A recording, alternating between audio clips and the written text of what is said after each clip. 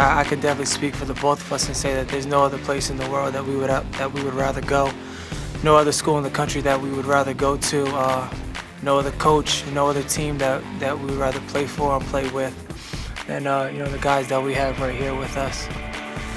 Fifth-year card Damion Lee speaking out just hours after learning the Louisville Cardinals will not be a part of the 2016 postseason. That means no NCAA tournament, no ACC tournament. Welcome to CN2 Sports. I'm Bruce Snyder. There's a lot of ramifications for the university and the players as well. After the initial shock of the ban, most Cards fans thinking about the two fifth-year guards who came to UofL to experience a postseason. Damion Lee and Trey Lewis. Lee leading the team in scoring. Lewis, a huge part both offensively and defensively. Rick Pitino said when he told the team they all hugged Lee and Lewis, who were crying. Tony Rawlings is on campus where he was part of the news conference with Lee and Lewis. And Tony, I'm guessing it was indeed an emotional scene. It was certainly a more somber scene than we're used to seeing from such a lighthearted and lively team, but it wasn't as emotional as you might think. All 15 players showed up in support of Damion and Trey, and here's what Damion and Trey had to say about this whole situation. I mean, none of us really, expected this happening today. When Trey and I first, broke the news, we were truly devastated.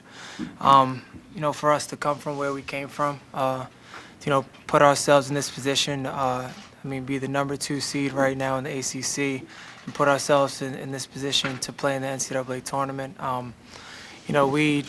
Once we heard the news, we were truthfully devastated, and really just heartbroken and thankful. We have these guys behind us that are here and could pick us up. It's not just about both of us. It's about these group of guys who are behind us. They have to deal with this, our coaching staff. And, we know it's bigger than us. It's not just about us right now. And but we came here on for a purpose and a mission to play for this great school. And, and the reason we came here, was to play in the tournament, and, to play for Coach's great track record. He's proven, that he knows what it takes to get to that point, and that was taken away from us. So it definitely hurts, but we're trying to stay as positive as we can and continue being the leaders that we are and lead this team. Tony, I was a little surprised, but once again it goes to show that the team is following the lead of their two fifth-year guys. I was surprised that there wasn't more pettiness. Both Damion and Trey were very, very professional in their approach. Right. I think they kind of see this for what it is. There's circumstances outside of their control. And instead of whining about it, instead of pouting about it and being the victim in this situation, they're determined to make the best out of it and play these last 9 games that they have remaining as hard as they can for one, and as hard as they've played up until this point. There's definitely no giving up in this basketball team. Yeah, and it's interesting because when you and I were talking beforehand, you brought up a point that I haven't heard anyone else talking about. Yes, it affects the two fifth-year guys. It also affects the team on another level. I'm specifically talking about Mango Mathiang, who was playing his way back from injury, or rehabbing his way back from injury, and now really what's the point in him coming back until next season? Exactly. You definitely would like to see him get fully healthy instead of rushing him back as they potentially could have done dealing with ACC tournament play. And the thing about Mango is, you don't know what he could have done in the latter part of this season with the ACC tournament, with the NCAA tournament. He's definitely not a sure thing to enter the NBA draft next year, but looking at the experience he could have gained in these last few games toward the end of the season is definitely something that would have helped him, or at least solidified where he would stand in that decision making. Tony, you've been covering this team all season. What do you expect to see from them these last 9 games? Oh, I expect to see maximum effort. I think, as hard as they played up to this point, we'll see them play with the fire and intensity that we haven't seen yet. I think they want to show everyone just how much they deserve to play in the postseason, and through the inability to play in the postseason, they're going to put their best basketball on display from here on out. And it all starts tomorrow at noon. Louisville taking on a Boston College team. Louisville a heavy favorite in that. I'm thinking that UofL, one of two things. They're either going to come out flat just because of today's emotion, or they're just going to wipe the floor with BC.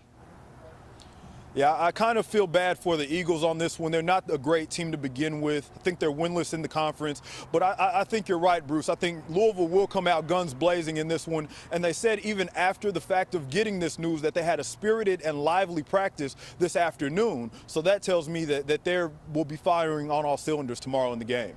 All right, Tony Rawlings, sit tight. We'll come back to you in just a little bit.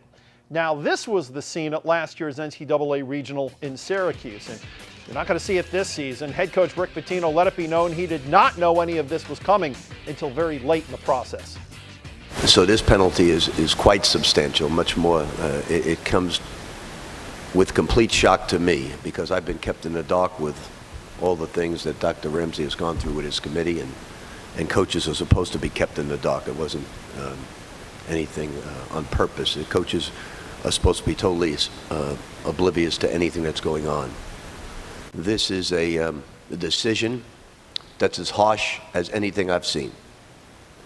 But I'm a soldier in this army, and I will go along with Dr. Ramsey, and certainly there's no one in life I have more respect for than Tom George.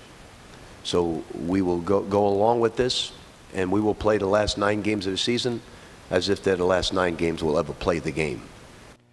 KSTV host TJ Beisner joining me. Interesting choice of words for Coach Pitino. He didn't say, yes, I'm absolutely agreeing with this. He said, I'm a soldier and I'll do what I was told. Yeah, I think this was particularly hard for Pitino. We've heard him throughout this entire process be very adamant that he doesn't believe anything was done wrong, that he is not going to acknowledge any wrongdoing until the NCAA figures it out. So I think this is probably personally a struggle today on 2 fronts. On one, the realization that you're not going to be in the postseason, that's tough. But then also the fact that this is happening, he said he does not know what's going on in the investigation. Right. But this is at least implying to a certain degree that this is true. Some of the stuff is very true, and maybe it's worse. Who knows? And that, I think, is also difficult because he's put faith in the people at the center of this, Andre McGee, some of the players, and now he feels wronged by them, and it's public, and it's embarrassing. So I think on 2 fronts, this was a very personally upsetting story to find out today that they can't be a part of the postseason, or find out last night, I guess. And you could tell he was very frustrated by that, and as any coach would be before the ruling has come out. But you know, everybody has to be on the same team. You know, there's something else which maybe I'm reading between the lines and maybe I'm not. He said, and he was very clear, that he was kind of kept in the dark. Now, it's one thing to be kept in the dark as far as the investigation's concerned. It's another for President Ramsey and his brain trust to decide we're going to knock out the postseason without discussing it with Coach Pitino and getting Pitino's point of view, because it sounds like Pitino was not in favor of this at all. Right. I'm maybe reading between the lines. Looks like he's maybe a little upset that he wasn't asked for his opinion on that. No coach would be in favor of this. I think if you're looking at it as a postseason ban this year or a postseason ban next year, and I know I've heard a lot of fans and seen a lot of stuff saying next year you should have had the postseason ban so Damian Lee and Trey Lewis could get to the postseason. Right. If you're looking at it as a coach, you say, yeah, let's play it out. I've got this team. I've got these 2 guys that are special. They're here for 1 year. Plus, I have these other, just the way things are clicking for us. Let's play it out. That's just competitive coaching nature, and then we'll figure it out in the future. But if you are the president of the university, you look at it from a different perspective, which is there are fewer losses by taking this postseason ban now. It does not affect recruiting where it could affect next year. If you were banned from the postseason next year, what would that do to recruiting now?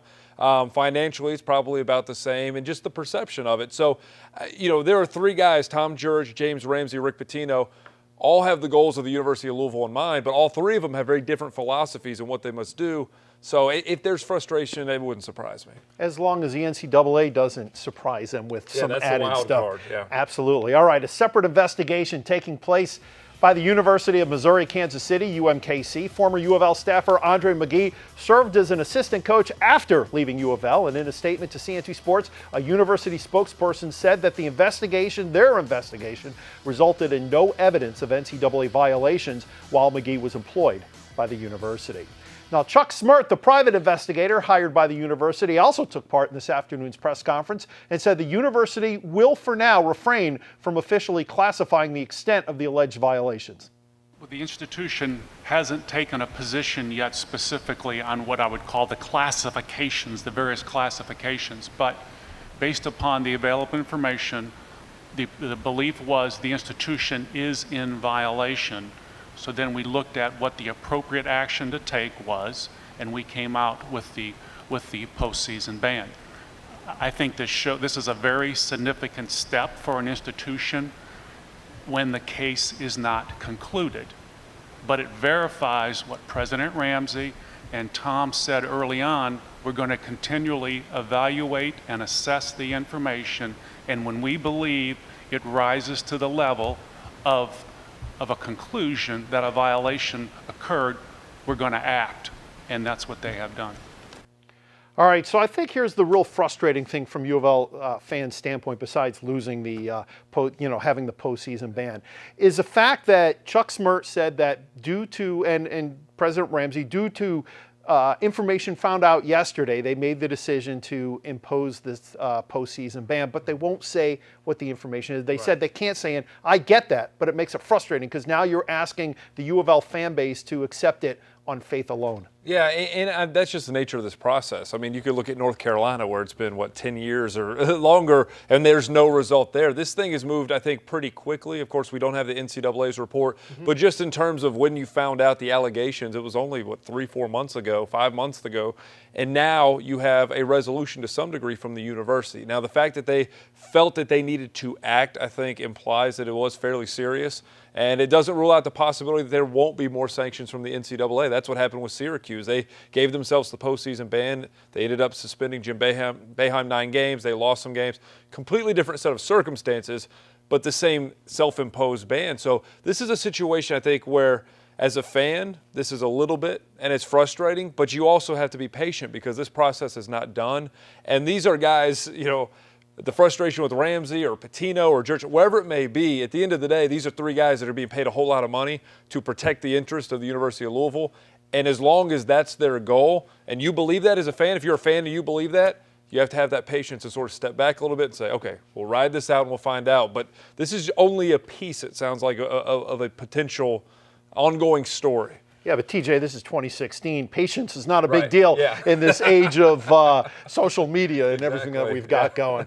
All right, sit tight. Coming up, former Cards weighing in on today's announcement via Twitter. We'll give you the reaction of Card Nation. But first, here's the reaction from ACC Commissioner John Swofford. Quote, Louisville's decision to self-impose sanctions by removing themselves from any men's basketball postseason opportunities this season is both proactive and significant.